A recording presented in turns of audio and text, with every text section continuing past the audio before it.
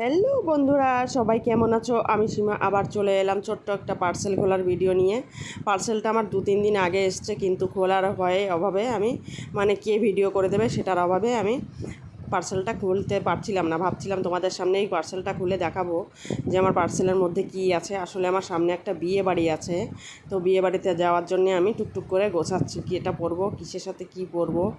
আসলে এর মধ্যে ছিল একটা নেকলেসটা খুবই সুন্দর, ডায়মন্ডের নেকলেস। ডায়মন্ড নয়, অরিজিনাল নয়, এটা নকল ডায়মন্ডের নেকলেস ছিল। তো নেকলেসটা খুবই দারুণ এসছে আমার। দেখো আমি খুলে দেখাচ্ছি তোমাদেরকে, কি দারুণ এসছে।